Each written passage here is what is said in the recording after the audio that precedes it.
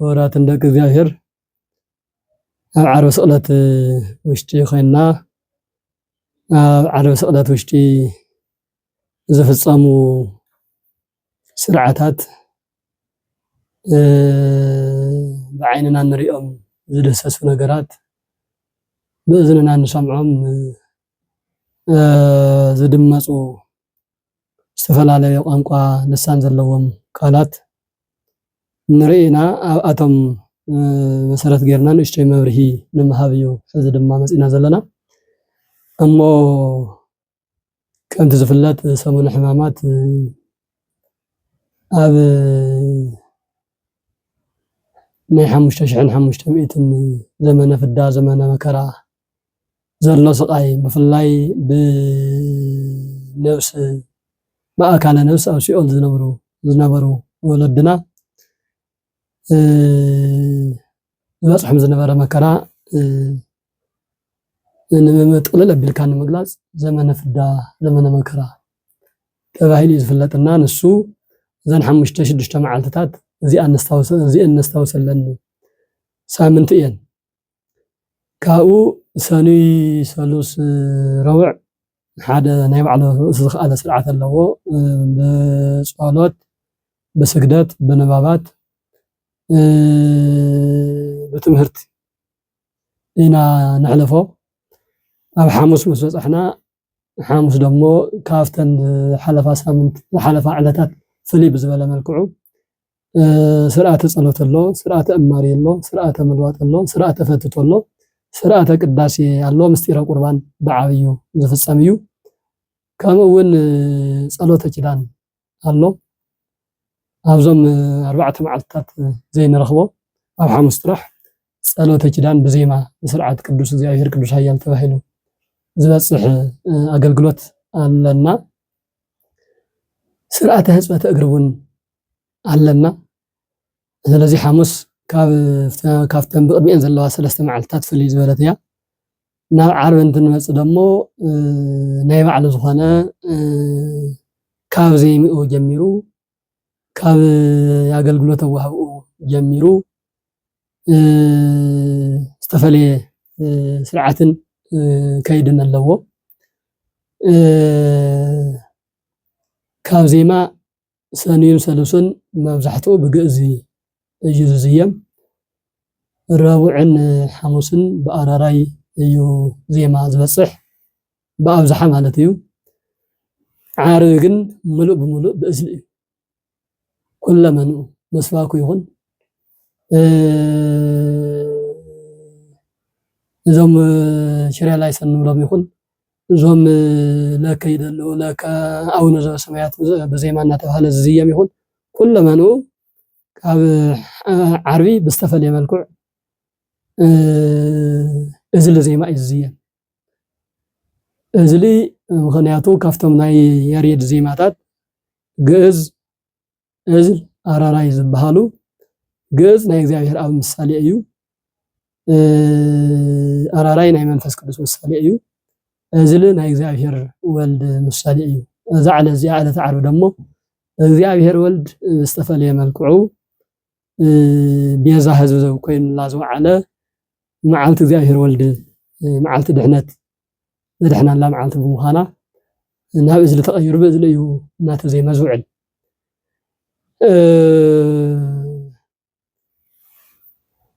ከምኡ እውን ፍልይ ዘብሎ ካብ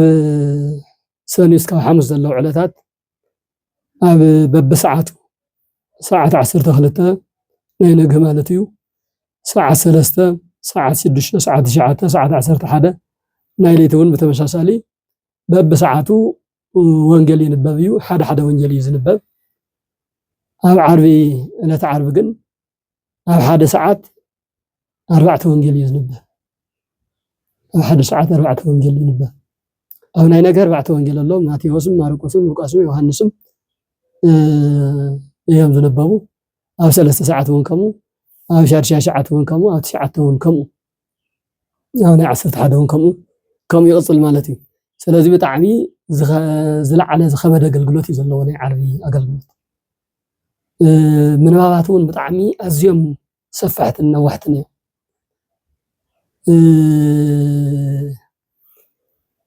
እዚኦ ሓደ ነገር ኮይኑ ኣብዞ ሰሙነ ሕማማት ዝበሃሉ ቃላት ዝተፈለየ ኣብ ካሊእ ግዜ ብዙሕ ግዜ ዘይንረኽቦም ቃላት ኣለዉ። ለምሳሌ ብበዝሒ ብዜማም ብድጋምም እንጥቀመሉ ቃል ኪርያላይሶን ዝብል ቃል እዩ። ኪርያላይሶን 41 ግዜ ኪርያላይሶን በልዎ ንበሃል በቃል ብድጋም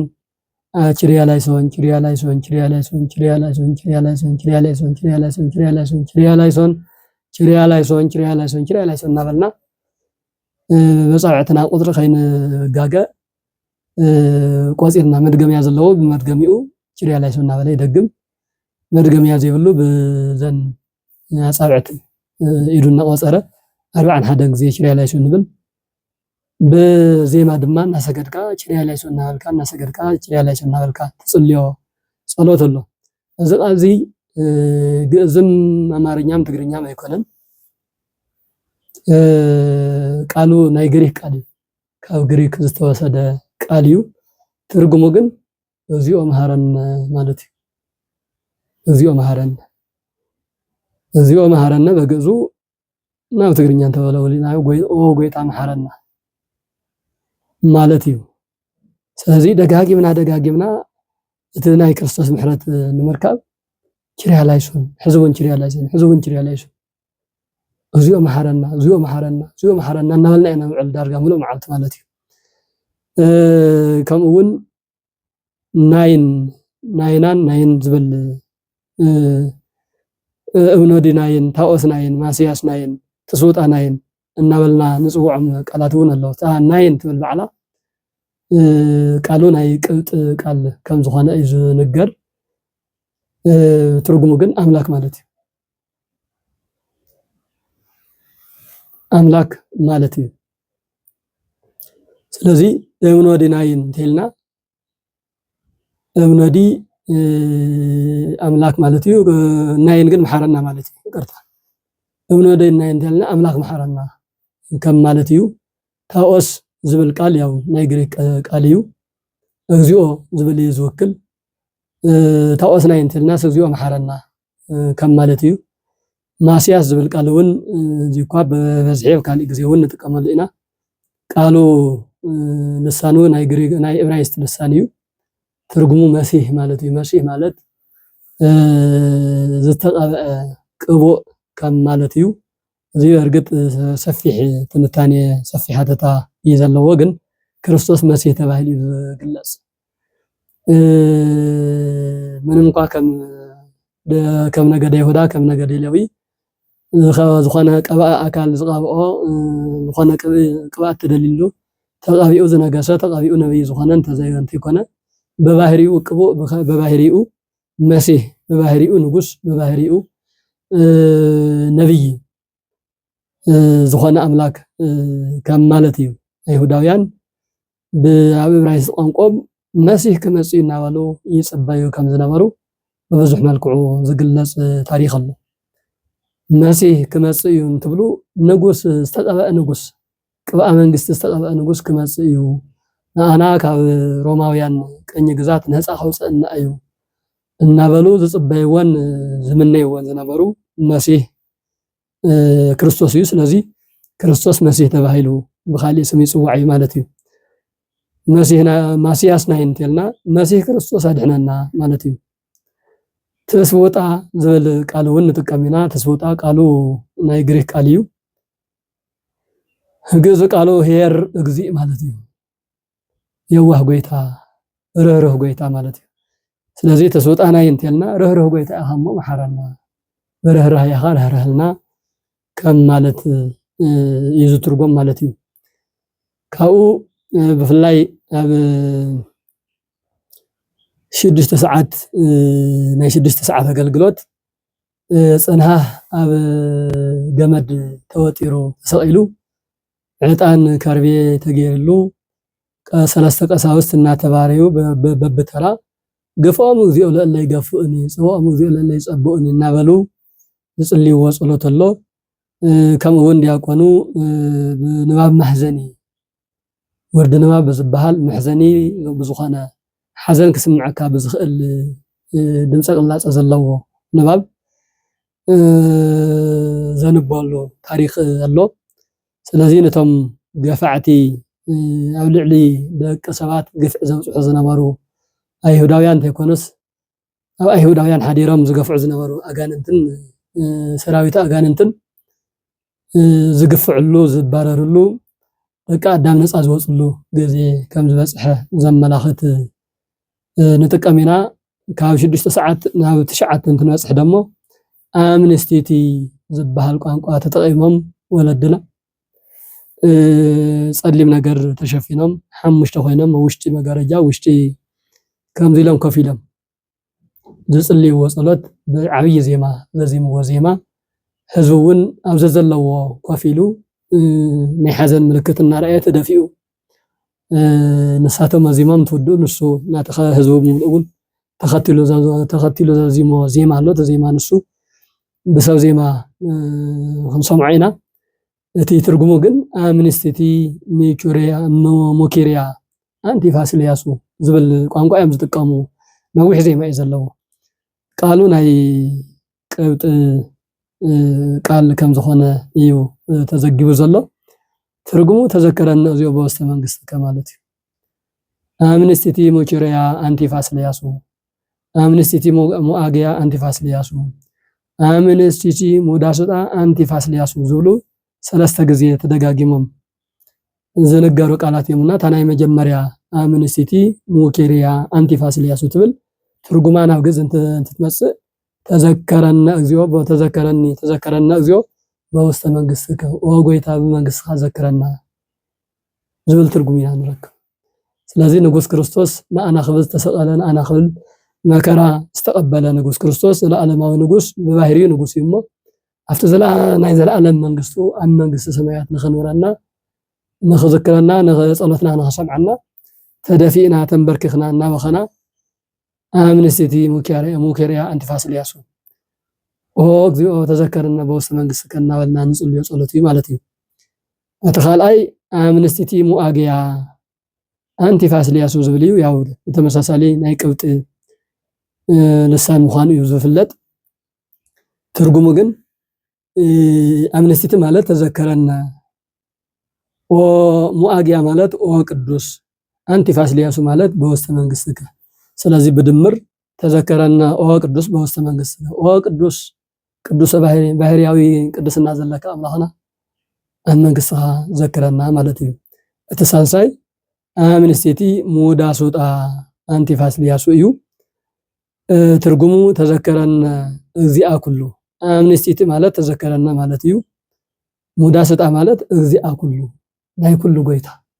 ናይ ኩሉ ፈጣሪ ናይ ኩሉ ንጉስ ኩሉ ዝፈጠርካ ኩሉ ትገዝእ ንኩሉ ትምግብ መጋቢ ኩሉ እግዚአ ኩሉ ንስኻ ኢኻ እሞ ኣብ ዳግም መንግስትኻ ድሕሪ ሞት ኣብ ዘሎ ህይወት ዘለዓለማዊ ህይወት ክትህበና ንልምነካ ኣለና እናበልና እንለምኖ ቃላት እዩ ነዚኣቶም ናብ 7-8 ዝኾኑ ካብ ግሪክም ካብ ዕብራይስጥም ካብ ቅብጥም ዝመፁ ልሳናት ናብ ትግርኛም ናብ ግዕዝም እንትትርጉሞም ደሞ ከምቲ ዝበልናኩም እዩ ዝኸውን ዘሎ ጠቕላላ ግን ኣብቲ ሰሙን ሕማማት ብጣዕሚ ብዙሓት ነገራት ኢና ንጥቀም ለኣምላክ ይደሉ ለከ ይደሉ ክብሪ ወስብሃት ለከ ይደሉ እናበልና እናሰገድና ንጽልዮ ጸሎት ኣሎ بفلي مالكو دمو لا أملاك يدلو لا سلس يدلو لا مهيوي يدلو لا مامو يدلو لا مسكال يدلو نزي كلون أوزو كلون نزجبر كايو نسلاسي كبر مسجانا يجبا نمحيوي النتكا كبر مسجانا يجبا تسأل كان زاد حن كنا تسأل كان له كيدي كبر يجبا تقول الله نتبهلو زمرو نسأل اليوم صلوات አለው በሰፊሕ አወነ ዘበሰማያት በዜማ እናተ ዜማ ኣብ ሓደ ሰዓት 12 ግዜ አወነ ዘበሰማያት በድጋም ተኮነስ በዜማ ብናይ ባዕሉ ዜማ ተዜማ እውን ናይ ባዕሉ ዜማ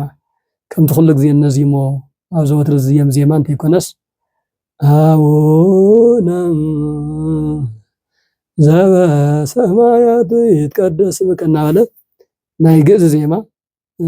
ፍልይ ዝበለ ዜማ ዘለዎ